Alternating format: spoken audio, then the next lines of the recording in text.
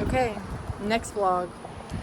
Doing my nightly chores around the homestead. Okay? Gotta feed these dogs, first off. So, get my kibble.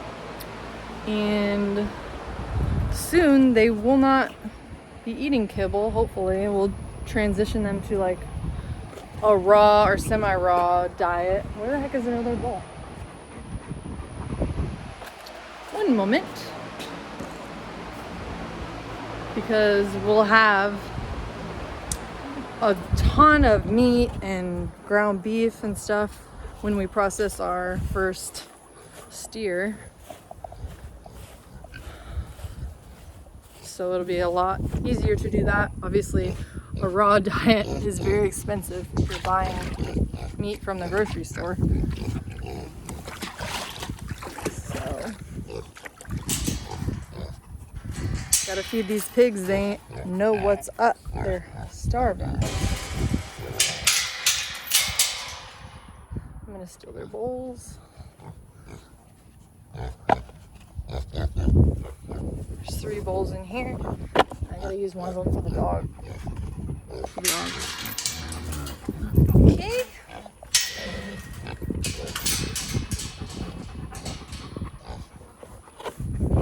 Alright. Back to regular programming. So yeah, that's what we want to do, because obviously kibble, not really the, I just killed a wasp. Hey, out of here. What are you doing? Kibble, they're not allowed in here. Kibble is not the healthiest.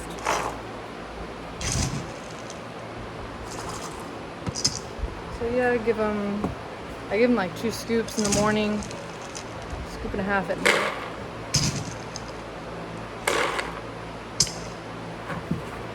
And that's that. Nothing, you guys already know. Nothing crazy. Hey.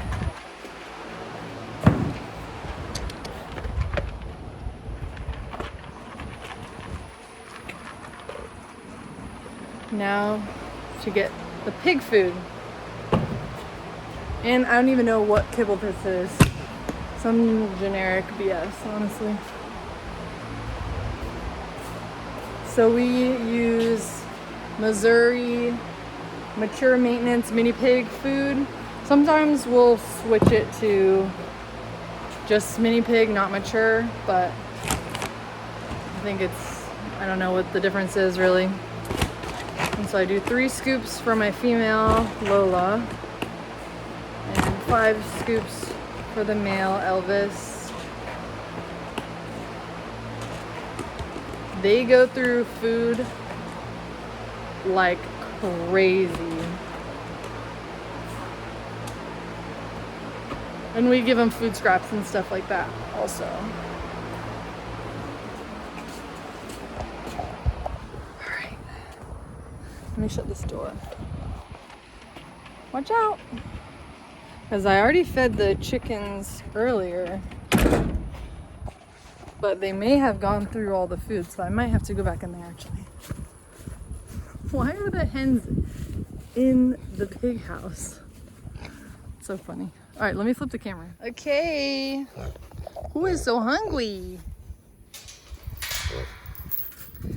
You little pigs. Elvis, you get the big bowl, bud. Let me shut this gate extremely securely because there was an incident with these dogs yesterday. After I did my video yesterday, my little vlog, and I was like, oh, the hens are doing amazing, they're doing great. My dog, somehow the gate got open and the dog, Honey, got one of my hens. So yeah, we did have a loss yesterday. Yeah, they're fine on food because look what they did with it. And I just filled this water up. it out, the dirt out. Okay, that's good. come back out and shut them in later. Maybe I'll give them some food scraps in a bit. And yeah, then I just have to basically feed the cows, bottle feed the cows, and that's really it. It's nothing crazy.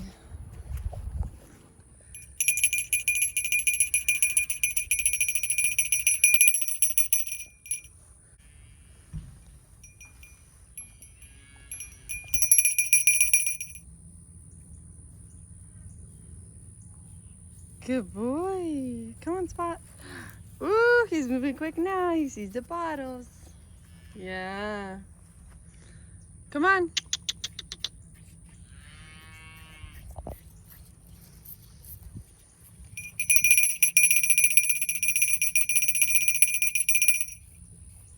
Yeah.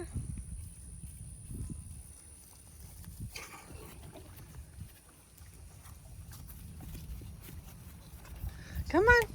Over here. Come on. One right here. Come on. Hey. Oh, here we go. Cora. Cora. Cora.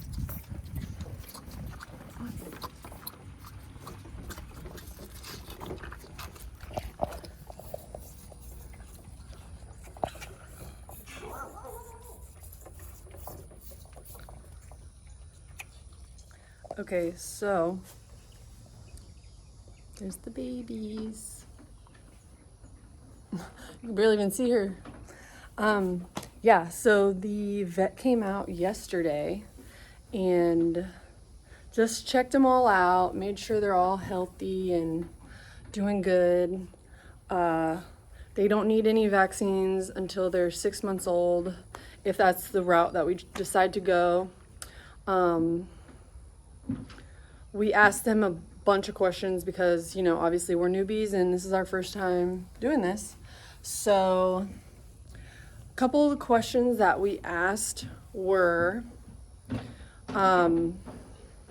one, just even about little stuff like mowing the grass. Do they like grass that's long? Do we just let the grass grow, or do we mow the grass to a certain length? And he said 5 to 6 inches. Cutting it that high would be perfect for them. It's actually because when you mow it, they sprout up and create different shoots, and they can get up to like 50% more protein, and you know, your grass will grow back much better if you actually do mow it. So that's what we're gonna do. So another thing we asked was, when can we start weaning them? And he said in about a month or so, because they are about 2 months old. We didn't even know exactly how old they were when we got them. One still had the umbilical cord on. Actually, multiple did. A couple of them didn't make it, obviously, from the scours. But yeah, so we will start weaning them in about a month, and we'll just start halving their bottles, so they get 2 bottles a day right now. So we'll go to 1.5 bottles, then 1 bottle, then a half, and over like 3 to 5 days each time we cut it back. And then we'll start supplementing with hay, and they're already on grain, so they'll be eating a lot more grain, I'm sure. So another question we had was, okay, what type of hay should we give them? And he said Timothy Orchard would be good for us. We're in Parrish, Florida, so that's just what he recommended. So he also said if you want to do like grass-fed, do the cubes. So we'll probably do the cubes because it's more concentrated and it's pretty cheap. So he basically told us about their hoofs and when we need to trim them. So let me pick up one of their feet. So he said, you need to trim them. Give me this foot. Give me this foot. Can I see this foot? Oh, hopefully I don't get kicked in the face. Let me see. Okay, hold on. Oof, Okay, I'm not doing that with him. Let me go to my more docile little baby. Hi, Cora. She's like, what are you doing to me? What are you doing to me? Girl.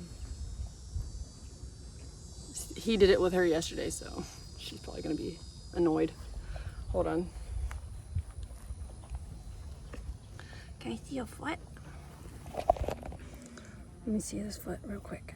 Just real quick. So, she's not really letting me do it, but ooh. Basically when the hoof starts growing under is when you need to trim it. I need 2 hands to be doing that, so I can't really show you, but they're fine for now. Won't have to do that for a while.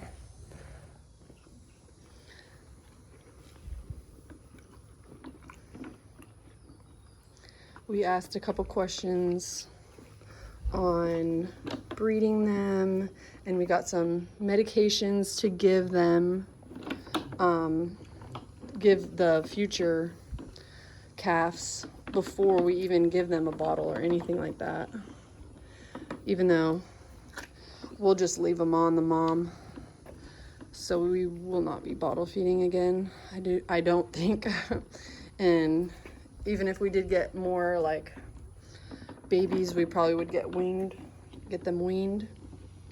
But this was fun just to have the experience of doing it.